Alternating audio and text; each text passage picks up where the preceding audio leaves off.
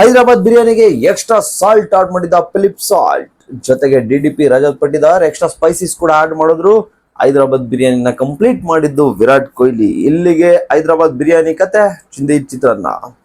ನೆನ್ನೆ ಮ್ಯಾಚ್ ಅನ್ನ RCB versus SRH ಪ್ರಿವ್ಯೂಗೆ ತಮ್ಮೆಲ್ಲರಿಗೂ ಕೂಡ ಸ್ವಾಗತ. ನೀವು ನೋಡ್ತಾ ಇದ್ದೀರಾ ಪ್ರೈಮ್ ಡಗೌಟ್ ಶೋ. ನಾವು ನಿನ್ನೆ ಅಲ್ಲಿ ಗ್ಯಾಲರಿಲೇ ಇದ್ವಿ. ಎಂತ ಅಟ್ಮಾಸ್ಫಿಯರ್ ಅಂದ್ರೆ ತುಂಬಾ ಎನರ್ಜೆಟಿಕ್ ಇರತಕ್ಕಂತ ಕ್ರೌಡು. ತಮಗೆ ಗೊತ್ತು 12th ಮ್ಯಾನ್ ಆರ್ಮಿ ಅಂತ ಕರೀತಕ್ಕಂತ RCB ಅಭಿಮಾನಿಗಳಿಗೆ ಕೇಳ್ಬೇಕೆ, ಅಬ್ಬಾಬಬ್ಬಾ ಏನದ ಆಟ, ಏನದ RCBಯ ವೈಭವ, ಅದು ನೋಡ್ತಾ ಹೋಗೋಣ. ಆದ್ರೆ ಒಂದ್ ಸರ್ತಿ ನಿನ್ನೆ ನಾವು ಪ್ರಿಡಿಕ್ಷನ್ ಅನ್ನು ಕೂಡ ಮಾಡ್ತಾ ಹೋಗಿದ್ವಿ. ಏನ್ ಮಾಡಿದ್ವಿ ಅಂದ್ರೆ, ಇಲ್ಲಿ ಈ ಪಿಚ್ ಅಲ್ಲಿ ಪಾರ್ ಸ್ಕೋರ್ 209+ ಹೋಗ್ಬೇಕು, +200+ ಆಗೇ ಆಗುತ್ತೆ ಸ್ಕೋರ್ ಅಂತ ಹೇಳಿ ಮಾತಾಡಿದ್ವಿ. ಅದ್ರ ಜೊತೆಗೆ RCBನೇ ವಿನ್ ಆಗೋದು ಅಂತ 65 to 70% RCB ಕೊಟ್ಟಿದ್ವಿ, 30% SRHಗೆ ಕೊಟ್ಟಿದ್ವಿ. ಎಲ್ಲವೂ ಕೂಡ ಸರಿ ಹೋಯ್ತು. ಆದ್ರೆ ನಾವು ನಮ್ಮ 11 ಅಲ್ಲಿ ನಾವೇನ್ ಚೂಸ್ ಮಾಡಿದ್ವಿ ಅಂದ್ರೆ ಡಫಿ ಬೇಡ ಅಂತ ಹೇಳಿದ್ವಿ. ಡಫಿ ಬದಲು ಇಂಡಿಯನ್ ಬೌಲರ್ ಹಾಕ್ಬಿಡೋಣ.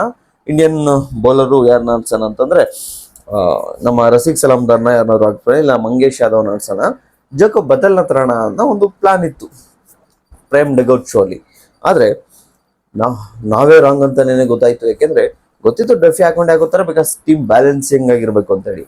ಡಫಿ ಎಂತ ಕೆಲಸ ಮಾಡಿದ್ರು ಅಂದ್ರೆ, ಇಲ್ಲಿವರೆಗೆ ಅಭಿಷೇಕ್ ಶರ್ಮನ ಔಟೇ ಮಾಡಿರ್ಲಿಲ್ಲ ಅವರು. ತಮಗೆ ಗೊತ್ತು ಅಭಿಷೇಕ್ ಶರ್ಮಾ ವಿರುದ್ಧ ಡಫಿದ್ ಯಾವ ರೀತಿ ರೆಕಾರ್ಡ್ ಇತ್ತು ಅಂದ್ರೆ, 31 ಬಾಲ್ಗೆ 81 ರನ್ ಅನ್ನ ಓಡಿಸ್ಕೊಂಡಿದ್ರು ಡಫಿ. ಸುಮಾರು 260+ ಸ್ಟ್ರೈಕ್ ರೇಟ್ ಆಡ್ತಾ ಇದ್ರು ಅಭಿಷೇಕ್ ಶರ್ಮಾ. ಆದ್ರೆ ನಿನ್ನೆ ನಾನು ಅಲ್ಲಿ ಗ್ಯಾಲರಿಲೇ ಕುತ್ಕೊಂಡು ಬಾಲ್ ಅನ್ನ ಅಬ್ಸರ್ವ್ ಮಾಡ್ತಾ ಇದ್ವಿ. ಏನಾಗ್ತಾ ಇತ್ತು ಡಫಿದು ಅಂದ್ರೆ, ಬಾಲ್ ಹಾಕಿದ ತಕ್ಷಣ ಅವ್ರು ಆಲ್ಮೋಸ್ಟ್ ಜಾಸ್ತಿ ಲೆಂತ್ ಮತ್ತೆ ಶಾರ್ಟ್ ಬಾಲ್ ಇಂದಾನೆ ವಿಕೆಟ್ ತೆಗೆದಿದ್ದು. ಫಾರ್ ಎಕ್ಸಾಂಪಲ್ ಡಫಿನೇ 3 ವಿಕೆಟ್ ಅನ್ನ ತೆಗೆದುಕೋತಾರೆ, ಅಭಿಷೇಕ್ ಶರ್ಮಾದ್ದು ಮತ್ತೆ Travis head, Nitish Kumar Reddy.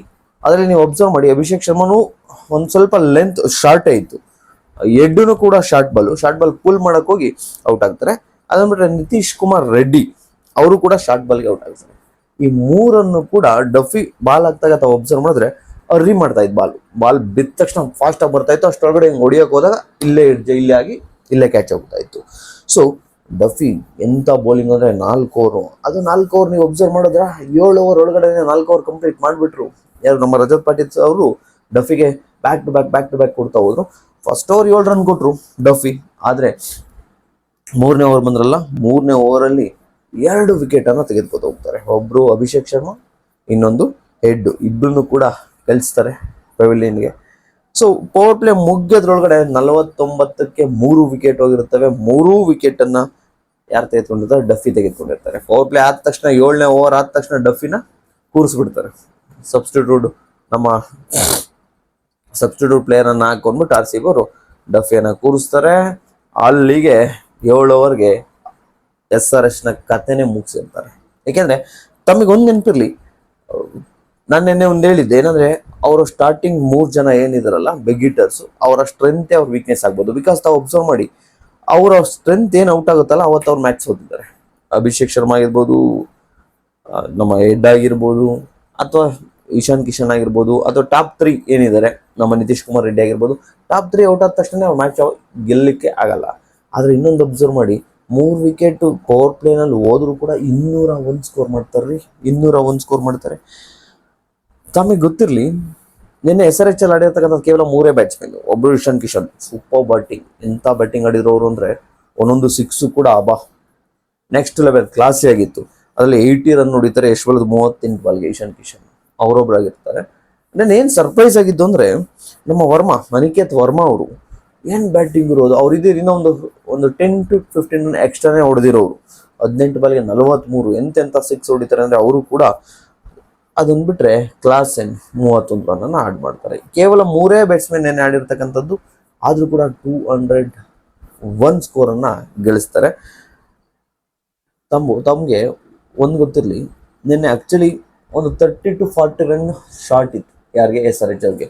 200 ಇರೋದಕ್ಕೇನೋ okay, ಇನ್ನು 25+ ಬಾಲ್ ಅಲ್ಲಿ ನಾವು ಬೇಗ ಮ್ಯಾಚ್ ಅನ್ನ ಮುಗಿಸ್ತೀವಿ RCB. ಆದ್ರೆ ಒಂದು ಸುಮ್ಮನೆ ಜಸ್ಟ್ ಈ ಸೋಲಿಗೆ ಏನ್ ಕಾರಣ ಆಯ್ತು ಅಂತ ನೋಡಿದ್ರೆ, ಒಂದು 40 to 50 ರನ್ನೇ ಶಾರ್ಟೇಜ್ ಇತ್ತು. ಯಾಕೆ ಶಾರ್ಟೇಜ್ ಆಯ್ತು?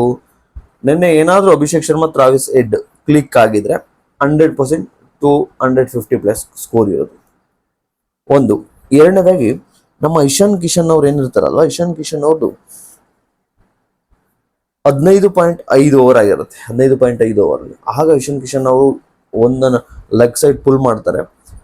ಇಲ್ಲ, ಪುಲ್ ಟೆಸ್ಟ್ ಬಲ್ಲ, ಆಫ್ ಸೈಡ್ ಕಟ್ ಹೊಡಿತಾರೆ. ಅದು ಸಾಲ್ಟ್ ಆ ಆಫ್ ಸೈಡ್ ಅಲ್ಲಿ ನಿಂತಿರ್ತಾರೆ ಫೀಲ್ಡರು. ಆಗ ನಾವು ಅದೇ ಏನ್ ಕ್ಯಾಚ್ ಅಂತಲ್ಲ ಅದೇ ಗ್ಯಾಲರಿಲಿ ಕೂತಿರ್ತೀವಿ. ಬಿಡು, 4 ಹೊಡ್ದ ಅಂತ, ಇಶಾನ್ ಕಿಶನ್ 4 ಹೊಡ್ದ ಅಂತ ಹೇಳಿ ಆರಾಮಾಗಿ ಕೂತಿರ್ತೀವಿ. ಸಾಲ್ಟ್ ಅದೆಲ್ಲಿದ್ರೋ ಗೊತ್ತಿಲ್ಲ, ಬಂದು 1 hand diving catch, excellent catch. ಅದಕ್ಕೆ ಹೇಳಿದ್ದು ಸಾಲ್ಟು ಹೈದರಾಬಾದ್ ಬಿರಿಯಾನಿಗೆ ಉಪ್ಪಾಡ್ ಮಾಡಿದ್ದೆ ಅವರು. 15 ಓವರು 15.5 ಓವರ್ಗೆ ಅಲ್ಲೊಂದು ವಿಕೆಟ್ ಬಿತ್ತ. ಅಲ್ಲಿ ಸ್ವಲ್ಪ ಸ್ಕೋರ್ ಒಂದು 20 ರನ್ ಕಡಿಮೆ ಆಯಿತು. ಅದಕ್ಕಿಂತ ಮುಂಚೆ ಕ್ಲಾಸನ್ ಅವ್ರ ಕ್ಯಾಚನ್ನು ಕೂಡ ತಾವು ಅಬ್ಸರ್ವ್ ಮಾಡಿದ್ರೆ,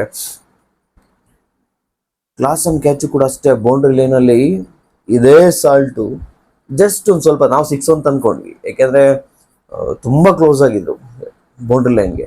ಆ ಅದ್ಭುತವಾಗಿರ್ತಕ್ಕಂಥ ಕ್ಯಾಚ್ ಅನ್ನ ಇಟ್ಕೋತಾರೆ ಕ್ಲಾಸನ್ ಔಟದಲ್ಲೂ ಕೂಡ ಅಷ್ಟೇ 13.1 ಓವರ್, ಐ ಥಿಂಕ್ 13.1 ಓವರ್ ಆಗಿತ್ತು. 125 ಪ್ಲಸ್ ಸ್ಕೋರ್ ಇತ್ತು. ಆ ಕ್ಲಾಸ್ ಒಂದು ಕೂಡ ಆ ರೀತಿಯ ಕ್ಯಾಚ್ ಅನ್ನ ತೆಗೆದುಕೊಳ್ಳಿಲ್ಲ ಅಂದ್ರೆ, ಅಥವಾ ನಮ್ಮ ಇಶಾನ್ ಕಿಶನ್ ಅವ್ರದ ಕ್ಯಾಚ್ ಅನ್ನ ತೆಗೆದುಕೊಳ್ಳದೆ ಇದ್ದಿದ್ರೆ ಮೇ ಬಿ 230 240 ಸ್ಕೋರ್ ಇರೋದು. ಒಂದು 40 ರನ್ ಜಾಸ್ತಿ ಇದ್ದಾಗ ಸ್ಕೋರ್ ಬೋರ್ಡ್ ಪ್ರೆಸರ್ ನಮ್ಮ RCB ಮೇಲೆ ಹಾಗೇ ಆಗಿರೋದು. ಆಗ ಮ್ಯಾಚ್ ಇನ್ನ ಕ್ಲೋಸ್ ಹೋಗ್ತಿರ್ತಕ್ಕಂತಹ ಸಂದರ್ಭ ಇರೋದು. ಆಗ ಒಂದು ಚಾನ್ಸಸ್ ಕೂಡ ಯಾರಿಗಿರೋದು, SRH ಇರೋದು. ಈ ಚಾನ್ಸಸ್ ಅನ್ನ ಬಿಡ್ಲಿಲ್ಲ ಸಾಲ್ಟ್. ಬಟ್ ಬ್ಯಾಟಿಂಗ್ ಇಂದ ಇವರಿಂದ ಏನ್ ಕಾಂಟ್ರಿಬ್ಯೂಷನ್ ಬರಲಿಲ್ಲ. ಆದ್ರೆ ನಾವು ಒಂದು ಅಬ್ಸರ್ವ್ ಮಾಡ್ಬೇಕು ನಮ್ಮ RCB ಬೌಲಿಂಗ್ ಅನ್ನ. ಫಸ್ಟ್ ಇನ್ನಿಂಗ್ಸ್ ಮಾತಾಡ್ಬಿಟ್ಟು ಆಮೇಲೆ ನಮ್ಮ ಬ್ಯಾಟಿಂಗ್ ಬರೋಣ. RCB ಬೌಲಿಂಗ್ ಅಲ್ಲಿ ಡಫಿ ಮತ್ತೆ ಭುವಿ ಎಕ್ಸಲೆಂಟ್ ಬೌಲಿಂಗ್. ಯಾಕೆಂದ್ರೆ ಡಫಿ ಕೇವಲ 4 ಓವರ್ 22 ರನ್, 5.5 ಎಕನಾಮಿ. ಅದ್ ಬಿಟ್ರೆ ನಮ್ಮ ಭುವಿ 4 ಓವರ್ ಬರೀ 31 ರನ್, 1 ವಿಕೆಟ್, 7.75. ನೋಡಿ, T20ಲಿ ಅಂಡರ್ 8 ಎಷ್ಟೇ ಸ್ಕೋರ್ ಇದ್ರು ವೆರಿ ಗುಡ್.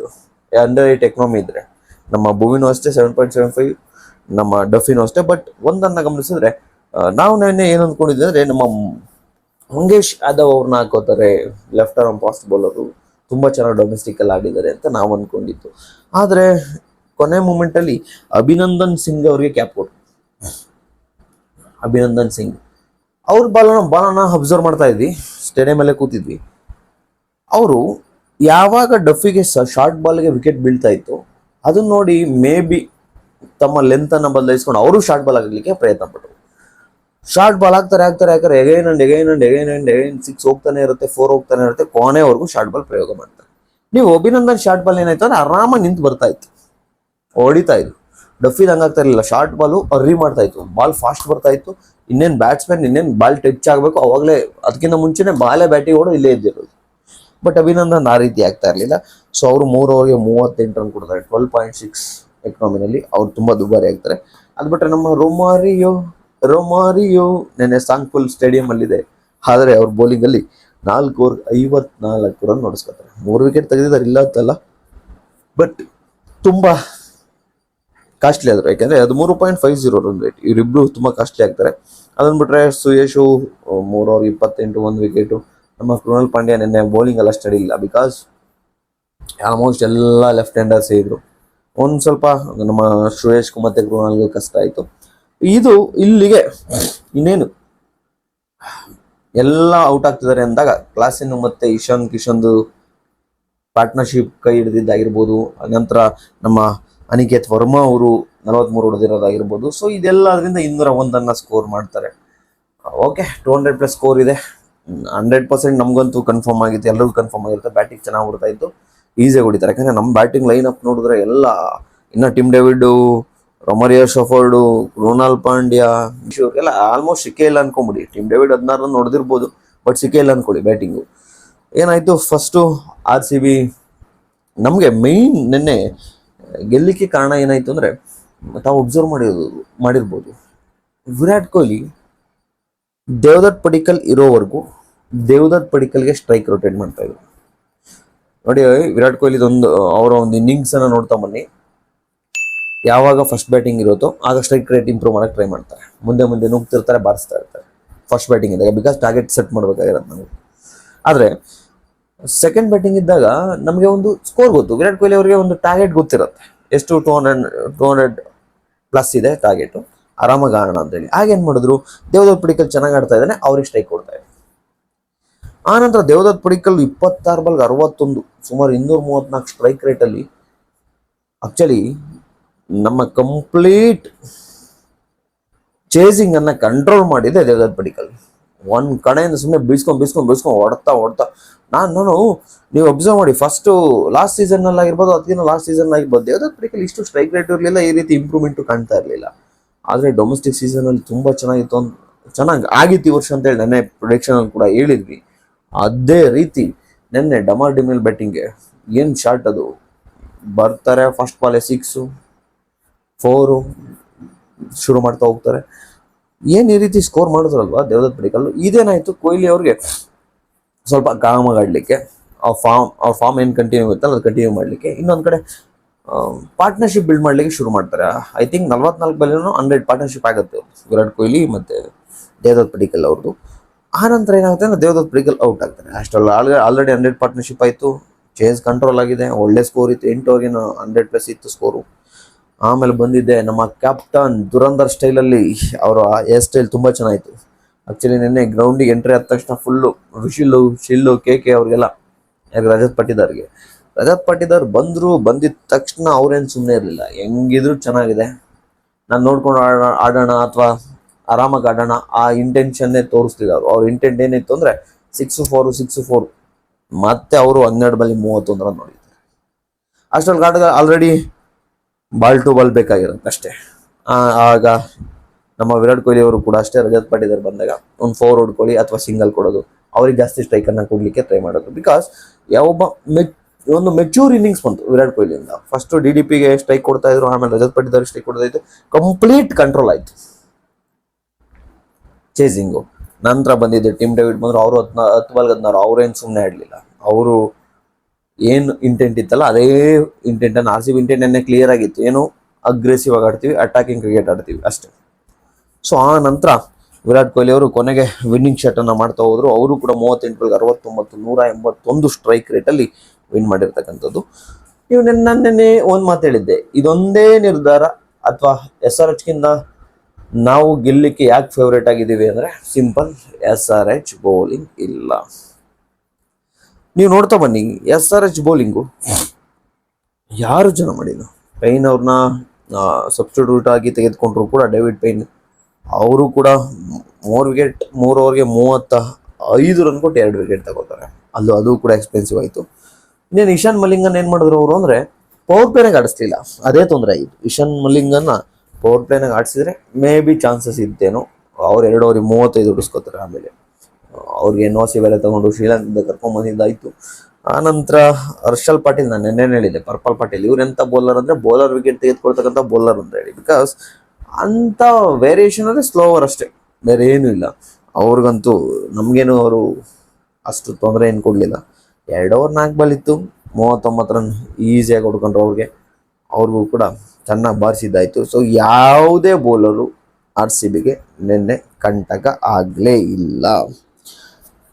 ಸೊ ಮತ್ತೆ ನಾನು ನಿನ್ನೆ ಒಂದು ಮಾತು ಹೇಳಿದ್ದೆ ನಿಮಗೆ, ಸಲೀಲ್ ಅರೋರಾ ಬಗ್ಗೆ ಒಂದು ಕಣ್ಣಿಟ್ಟಿರಿ, ಡೊಮೆಸ್ಟಿಕ್ ಸೀಸನ್ ತುಂಬಾ ಚೆನ್ನಾಗಿದೆ ಅಂತ ಹೇಳಿ. ಅದೇ ತರ ಬಂದ್ರು, ಶುರು ಮಾಡಿದ್ರು, ಒಂದು 6 ಅನ್ನ ಹೊಡೆದ್ರು, ನಂತರ ಔಟ್ ಆದ್ರು. ಸೊ ನೆಕ್ಸ್ಟ್ ಮ್ಯಾಚ್ ಅವ್ರ ಮೇಲೆ ಒಂದು ಕಣ್ಣು ಇಟ್ಟಿರಿ. ಈಗ ನಾವು ನಮ್ಮ RCB ವೀಕ್ನೆಸ್ ಅಥವಾ ಇನ್ನ ಏನೇನು ಇಂಪ್ರೂವ್ ಮಾಡ್ಕೋಬೇಕು ಅನ್ನೋದನ್ನ ನೋಡ್ತಾ ಹೋಗೋಣ. ನೋಡಿ, ಸಾಲ್ಟ್ ಅವ್ರ ಫೀಲ್ಡಿಂಗ್ ಇಂದನೇ ಒಂದಷ್ಟು ಹೈದರಾಬಾದ್ ಬಿರಿಯಾನಿಗೆ ಉಪ್ಪಾಕಿದ್ದಾಯ್ತು. ಆದರೆ ಫೀಲ್ಡಿಂಗ್ ಇರಲಿ, ಬ್ಯಾಟಿಂಗ್ ಕಡೆ ಒಂದು ಸ್ವಲ್ಪ ನೋಡಲೇಬೇಕಾಗತ್ತೆ. ಇನ್ನೊಂದು 2-3 ಮ್ಯಾಚ್ ಅಂತೂ ಚಾನ್ಸ್ ಕೊಡ್ತಾರೆ. ಆ ನಂತರ ಅವ್ರು ಆಡಲಿಲ್ಲ ಅಂದರೆ ಬೆತಲ್ ರೆಡ್ ಆರ್ಟ್ ಫಾರ್ಮಲ್ಲಿ ಇರ್ತಾರಲ್ಲ ಅವನ್ನ ಕರ್ಕೋತಾರೆ. ಇನ್ನೊಂದು ನಮ್ಮದು ಸ್ಪಿನ್ ಬೌಲಿಂಗ್ ವಿಭಾಗವನ್ನು ನೋಡ್ಬೇಕು. ನಿನ್ನೆ ನಾವು ಮ್ಯಾಚ್ ವಿನ್ ಆದ್ವಿ, ಹಂಗಾಗಿ ಗೊತ್ತಾಗಲಿಲ್ಲ. ಆದರೆ ಸ್ಪಿನ್ನರ್ಸ್ ನಮ್ಮ ಶ್ರೇಯಸ್ ಆಗಿರ್ಬೋದು, ನಮ್ಮ ಕೃಣಾಲ್ ಪಾಂಡ್ಯ ಆಗಿರ್ಬೋದು, ಸುಮಾರು 53 ರನ್ನ ಕೊಡ್ತಾರೆ. 5 ಬಾಲ್ಗೆ 53-55 ರನ್ ಕೊಡ್ತಾರೆ. ಇಬ್ರು ಸೇರಿ 1 ವಿಕೆಟ್ ಏನೋ ತೆಗೆದುಕೊಂಡಿದ್ದಾರೆ. ಸೊ ಸ್ಪಿನ್ ವಿಭಾಗದಲ್ಲಿ ನೋಡ್ಬೇಕು, ಯಾಕೆಂದರೆ ನಾಳೆ ನಾವು ಏನಾದ್ರು ಫಸ್ಟ್ ಬ್ಯಾಟಿಂಗ್ ಆಡಿ ಡಿಫೆಂಡ್ ಮಾಡಬೇಕು ಅಂದಾಗ ಟೋಟಲ್ನ ಸ್ಪಿನ್ನರ್ ಪಾತ್ರ ಬಹಳ ಮುಖ್ಯವಾಗಿರುತ್ತೆ. ಸೊ ಅದೊಂದು ಇಂಪ್ರೂವ್ ಆಗಬೇಕು. ನೆಕ್ಸ್ಟ್ ನಾನು ಹೈದರಾಬಾದ್ ಸೋಲಿ ಕಾರಣ ಆಗಿದೆ, ಸ್ಟಾರ್ಟಿಂಗ್ 3 ವಿಕೆಟ್ ಬಿದ್ವಲ್ಲ, ಡಫಿ ತೆಗೆದುಕೊಟ್ರಲ್ಲ, ಓಪನಿಂಗ್ ಪೇರ್ ಕ್ಲಿಕ್ ಆಗಲಿಲ್ಲ, ನಂಬರ್ 1. ನಂಬರ್ 2 ಫೀಲ್ಡಿಂಗ್ ಕಳಪೆ ಗುಣಮಟ್ಟದ್ದಾಗಿತ್ತು ಹೈದರಾಬಾದ್. ನಮ್ಮ RCB ಮಾತ್ರ ಎಕ್ಸಲೆಂಟ್ ಫೀಲ್ಡಿಂಗ್. ತಮಗೆ ಗೊತ್ತಿಲ್ಲ, ಅರೌಂಡ್ ಒಂದು 20 to 25 ರನ್ಸ್ ಸೇವ್ ಮಾಡ್ತಾರೆ. 6 ಬಿಡಲ್ಲ, ಕ್ಯಾಚ್ ಹಿಡಿತಾರೆ ಫಿಲಿಪ್ ಸಾಲ್ಟ್. ಇನ್ನೊಂದು 4 ಹೋಗ್ತಾ ಇರುತ್ತೆ, ಅದನ್ನು 4 ಬಿಡಲ್ಲ, ಹಿಡಿತಾರೆ. ಮತ್ತೆ ಎಂತೆಂಥ ಫೀಲ್ಡಿಂಗ್ ಮಾಡ್ತಾರೆ, ಎಲ್ಲರೂ ಚೆನ್ನಾಗಿ ಮಾಡ್ತಾರೆ ಫೀಲ್ಡಿಂಗ್. ಒಂದು 20-25 ರನ್ ಫೀಲ್ಡಿಂಗ್ ಅಲ್ಲಿ ತಡೆಗಟ್ತಾರೆ ನಮ್ಮವರು. ನಂತರ ಅವರೇ ಒಂದು 30 ರನ್ ಶಾರ್ಟ್ ಮಾಡ್ಕೊತಾರೆ. ಹೊಡೆಯೋ ಆಪರ್ಚುನಿಟಿ ಇರುತ್ತೆ, ಹೊಡಿಯಲ್ಲ, ವಿಕೆಟ್ ಬೇಗ ಹೋಗಿರ್ತವೆ. ಸೊ ಅರೌಂಡ್ ಒಂದು 50 ರನ್ ಶಾರ್ಟ್ ಇದ್ದೇನೆ ನೋಡಿ. ಈಗ ಹೆಂಗಿದೆ ಅಂದರೆ 200 ಸಾಕಾಗಲ್ಲ, ಹಂಗಾಗಿದೆ ಟ್ರೆಂಡು. ಸೊ 250 ಪ್ಲಸ್ ಬೇಕೇ ಬೇಕು. ಸೊ ಇದಾಗಿತ್ತು ಇವತ್ತಿನ RCB ವರ್ಸಸ್ SRH ನ ರಿವ್ಯೂ. ನೆಕ್ಸ್ಟ್ ಇವತ್ತಿನ ಮ್ಯಾಚ್ಗೆ ಬರೋಣ. ಇವತ್ತಿನ ಮ್ಯಾಚ್ಗೆ ನೆಕ್ಸ್ಟ್ ವಿಡಿಯೋದಲ್ಲಿ ಸಿಗೋಣ. ಅಲ್ಲಿವರೆಗೂ ನೋಡ್ತಾ ಇರಿ Prem dugout show. Thank you so much. Bye, take care.